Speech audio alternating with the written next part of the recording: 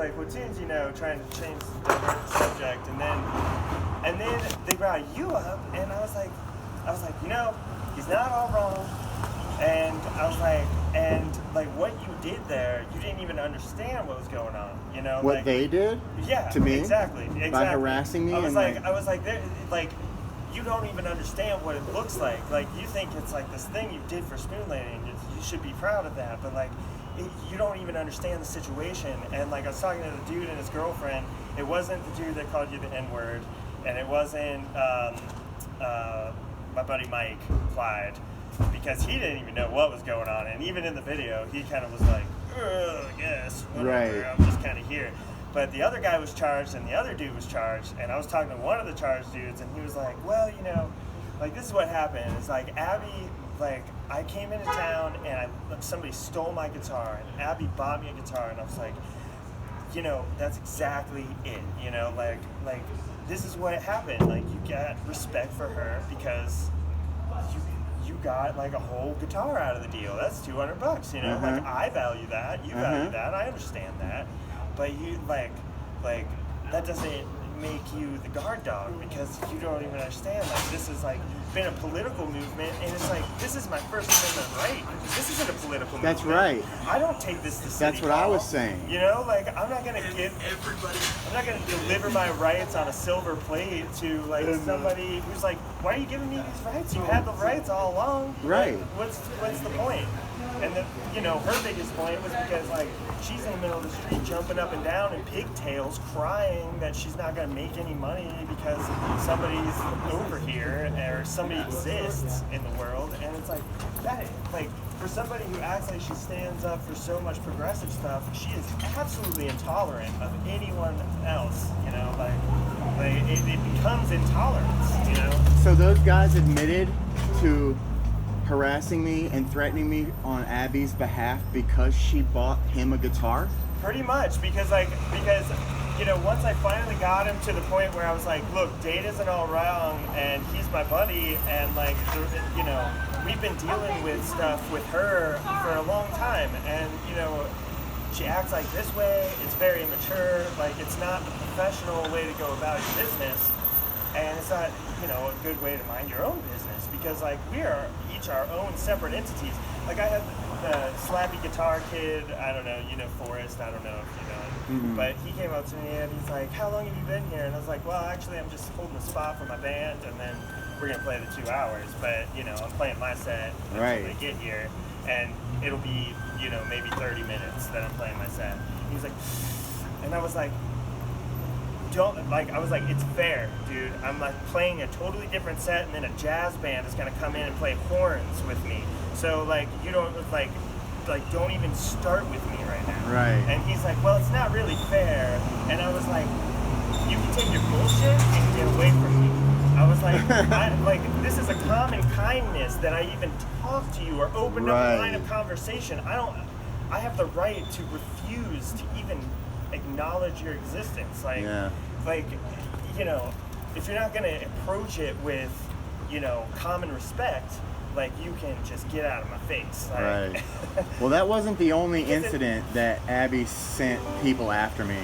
Yeah. It was those guys that called me the N-word and all that. Yeah. And then a guy come up and said, if I talk to her again, he'll slit my throat. Okay. And then some guy came to my house in New Orleans and tried to burn it down, yelling that Abby, the Spoon Lady, was right. And like, I have all of the police reports. I don't even understand. How did you get that out of whack? I have all of the police reports. Like, dude, people follow me down to New Orleans to do stuff to me on her behalf, yo. That's sick. Isn't it? It's insane. But see, that's why I always wondered if it's like an insurgency in the music culture. No, she's a master manipulator. She is. And did you know she charged me with, she said I spit on her foot? She said I spit on her foot and charged me with assault, and they found me guilty.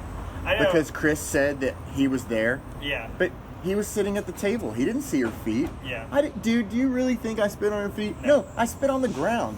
I even told, like, they tried to tell me that as an argument, and I was like, you know what? And, like, I don't, like, I'm a regular person, Dave's a regular person, and, you know, we would never spit on a lady.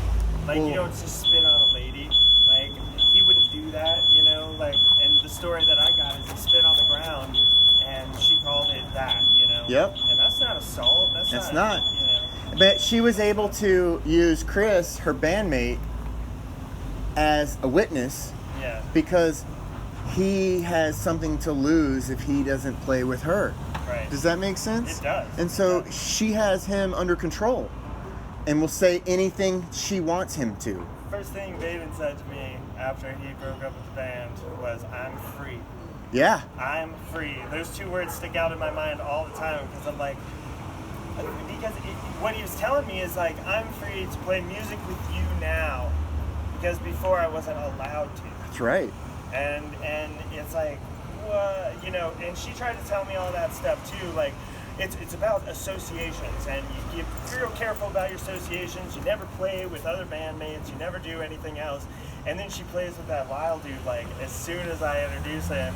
And, like, you know, that's where our friendship fractured, too, is because, like, Lyle is a racist.